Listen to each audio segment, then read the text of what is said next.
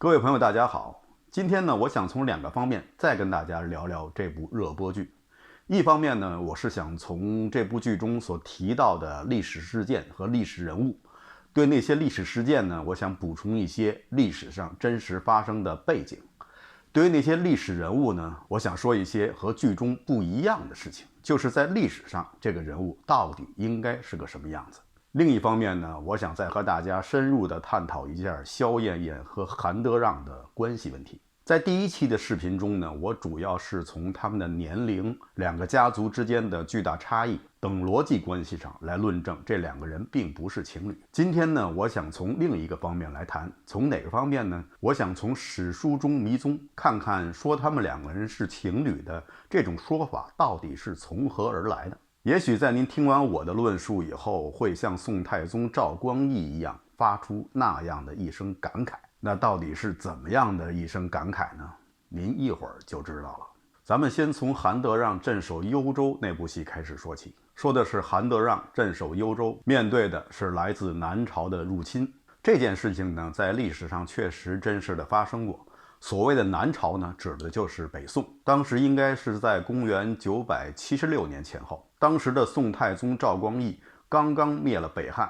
北汉我以前提到过，它是辽国的附庸国，也可以说是受辽国保护的这么一个国家。我们熟悉的杨继业就曾经效忠过这个政权。灭了北汉以后，赵光义顺势北上，兵锋直指幽州。幽州是现在的哪儿呢？幽州就是现在的北京。辽国把幽州叫南京，当时的韩德让是南京留守，负责镇守幽州。在面对具有绝对优势的宋军，韩德让沉着冷静地布置好了城防，而且鼓励将士们要与城池共存亡。也正是因为他的这种勇气和韧劲儿，激励了城中的将士，众志成城，一直坚守到援军到达。后来等到耶律休哥和耶律斜轸的援兵赶到以后，在高粱河大败宋军。大宋车神宋太宗赵光义是驾着驴车一路漂移，逃回了宋境。他为什么乘驴车而不骑马呢？那是因为他的屁股上中了2箭。那么这个高粱河是现在的什么地方呢？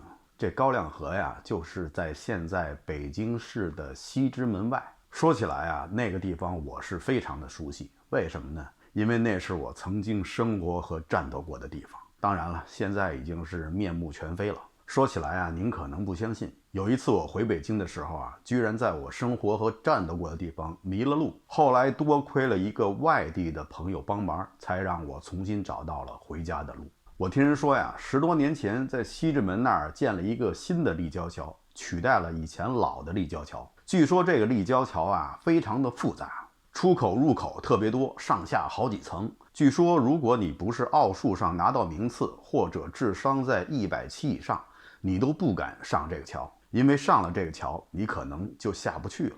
我还听人说呀，据说到了晚上，夜深人静的时候，总能看到几辆相同的车在这个桥上绕来绕去。人们都说呀，这几辆车就是桥刚建成的时候上的桥，后来就没有找到出口，一直在桥上这么转来转去，已经10多年了。说起来呀，也是这个桥梁的设计师的一个疏忽，没有在桥上设一个加油站。因为如果有了加油站的话，就可以大大的减轻那些开车上桥的司机们的顾虑。据说从这个新的西直门立交桥建成以后，北京的中学生地理课中不光要学习地球的公转、自转，而且还要学习一门崭新的课程，叫西直门转转。不好意思啊，一说起家乡的事儿呢，忍不住跑了一下题。有的朋友可能会问，你说的到底这是真的还是假的？听着还挺恐怖。我可以告诉大家，这听起来像真的故事啊，其实都是假的。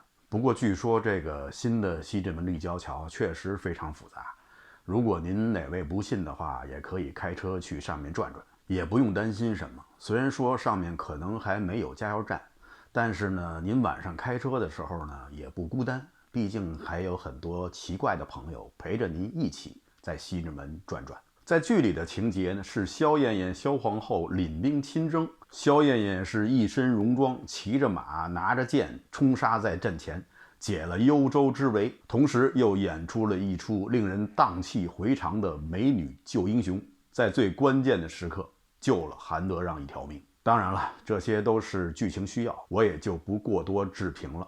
历史上这一次萧燕燕并没有亲征，萧燕燕倒是有过一次亲征的经历，那是在她的儿子耶律隆绪继位以后，也就是辽圣宗，他与辽圣宗以及韩德让一起率兵南征，最后同宋真宗赵恒签署了澶渊之盟，这应该是萧燕燕唯一的一次亲征。还有啊，在剧中提到，在击败宋军以后，韩匡嗣，也就是韩德让的父亲，又被任命为主将，和耶律休哥一起去追击败逃的宋军。这件事情呢，在历史上也确实有。最后是韩匡嗣不听耶律休哥的劝告，中了宋将李继龙的诈降之计，是大败亏输。韩匡嗣是丢了自己的兵将，丢了军队荣誉的象征旗鼓，独自仓皇逃生。这件事情让辽景宗耶律贤大为恼火，他隶属了韩匡嗣的几条大罪，要把他处死。幸亏萧燕燕看在韩德让的面子上，苦苦求情，才算是免了韩匡嗣的死罪。说起这韩匡嗣啊，也很有意思。他们韩家呀有一个特点，就是老辈的人总是沾到小辈人的光。比如说韩匡嗣的父亲韩之谷，刚到了辽国的时候呢，也是郁郁不得志。虽然说有满腹的学问，但是呢无处施展。偏偏他这个儿子韩匡嗣呢，凭借着以前学到的一些医术，得到了淑律皇后的赏识。淑律皇后视其如子，也就是凭借着和淑律皇后的这层关系，韩匡嗣呢就向耶律阿保机推荐了自己的父亲韩之谷。耶律阿保机在和韩之谷聊过一次以后，觉得这是个人才，于是才开始启用他。韩之谷最高曾经做到了辽国的中书令。韩匡嗣呢，除了会点医术以外呢，其他方面的能力呢，真的是非常的一般。他后来呢，又沾了他儿子韩德让的光，得以在官场上屹立不倒。韩匡嗣总共有9个儿子，韩德让是排行老2。这9个儿子呢，有好几个都是在朝中做了高官。韩氏家族也是辽国政坛上一支不可忽视的力量。除了这次宋太宗赵光义率军进攻幽州以外，在之前呢，还有一次也是南朝的军队进攻幽州。不过那个时候南朝的军队可就不是北宋了，而是后周。后周的皇帝柴荣率领着大将韩通、赵匡胤进攻幽州。在之前呢，已经收服了3州3关，总共收复了17个县呢，以前是属于中原政权的领土。而那个时候防守幽州的主将，也就是南京留守是谁呢？正是萧思温。这个历史事件呢，在电视剧中呢也有提到。在历史上，萧思温是先派兵想去抄后周军队的后路，结果呢，没有想到被后周军队打了个大败。此战以后，萧思温变得是畏敌如虎，表面上跟众将官们说敌人现在风头正盛，我们要避其锋芒，等他们懈怠以后，我们再出击，必得全胜。但实际上呢，却是消极备战。在辽史上是这样说萧思温的，说他卧鸡而修边幅，辽左戒言非将帅才。就是说他每天呀就知道拿着鸡，鸡就是发簪的意思，拿着发簪对着镜子照来照去，还玩个自拍什么的，过于重视自己的仪表，所以呢，周围的将佐们都认为他不是领军打仗的料。以当时的态势，后周的皇帝是5代十国中1代明君柴荣，年轻有为，大将呢有能征惯战的赵匡胤、韩通，而辽国这边呢是税王耶律景，南京留守又是像萧思温这样的美妆博主，所以啊，不出意外，后周应该能够顺利的攻取幽州。可偏偏这意外就发生了。说起来也是萧思温的运气格外的好，在攻打幽州的关键时刻，柴荣突然病重，最后不得不退军，萧思温就躲过了这一劫。战后呢，有很多大臣呢都弹劾萧思温，说他消极避战。说起来，辽穆宗耶律景虽然说是生性残忍不通人情，但是他对他这个姐夫萧思温还真是格外的好，不仅是没有治萧思温的罪，而且还按照萧思温的要求把他调回了上京，担任了侍中之职。这是一个闲差，也不用担什么风险，整天的工作呢就是陪耶律景喝酒打猎，这方面萧思温还是颇能胜任的。在辽史中啊，对萧思温的评价非常的低，说他无所匡复，事论不语，真必夫也。大概意思呢，就是说他没有做什么匡扶社稷的事情，世子们对他的所作所为也是很不赞同。这一点和剧中的萧思温看起来是有些不一样。萧思温在历史上最后也确实是遇刺身亡。史书上记载呢，说萧思温就是被他的族侄萧海谷和萧海之派人杀死的。在剧中，这起行刺案牵涉出了严萨葛、耶律喜隐，变成了一起处心积虑的政治谋杀。那么到底萧思温是被家族内的仇杀致死的，还是死于政治谋杀呢？这点呢，史书上说的很简单，他的死背后没有那么深厚的政治背景。而且我个人认为，萧思温在当时政坛上的影响力，不值得让严萨葛也好，还是耶律喜隐也好，对他起杀心。所以说，萧思温死于家族间的仇杀，我觉得更为靠谱些。值得一提的是，严萨嘎这个大宋皇族中的第一倒霉蛋，就是因为当年封建迷信了一把，找了一个算命先生，从此就走上了背字儿。史书上并没有说严萨葛曾经参与或者主持了什么重要的政治活动，但是在剧中呢，却是什么坏事都让他来背，最后背的自己是背疮发作，过早的就夭折了。我们再来说说剧中提到的那位叫玉箫的姑娘。在剧中，这位玉箫姑娘是渤海国进贡给耶律贤的美女，后来也得到了耶律贤的宠爱。那么历史上这个人是否真的存在呢？在历史上，耶律贤的后宫中确实有一个渤海妃，不过和剧中不一样的是，这位渤海妃进宫的时间非常早，是远远早于萧燕燕。为什么这么肯定呢？是因为萧燕燕和耶律贤的第一个孩子，也就是他们的长女，出生于公元969年，而10年以后，也就是到了公元980年，这位渤海妃与耶律贤所生的女儿耶律舒歌已经出嫁了。这也就是说，在萧燕燕和耶律贤的长女才10岁的时候，渤海妃和耶律贤的女儿已经到了出嫁的年龄，所以渤海妃肯定是入宫在先。萧燕燕为耶律贤生有3子3女，也有说是4子3女，因为第4个儿子生母不详，有可能是萧燕燕所生，也有可能是另外的妃子所生。而这位渤海妃呢，只生有1女，所以从这一点上来看，所谓渤海妃得到了耶律贤的宠爱，应该不是事实。至于在剧中为什么安排玉箫这个角色，我想可能是为最后韩德让与萧燕燕的大团圆结局给大家做一个心理上的铺垫吧。就是说，耶律贤最终也找到了自己的真爱，萧燕燕和韩德让就不至于有那么重的负疚之感。咱们再来说说韩德让的夫人，那位李氏夫人。在剧中啊，这位李氏夫人是被毒死的，是耶律喜隐为了嫁祸萧皇后而派人毒死了她。那么在历史上，到底是谁杀了这位李氏夫人呢？真正的凶手又是谁呢？其实啊，根本就没有什么凶手，因为根本就没有什么谋杀案发生。在历史上对韩德让夫人的记载只说她姓李，而且无所出，就是没有孩子，并没有提到过她是怎么死的，或者说是什么时候死的。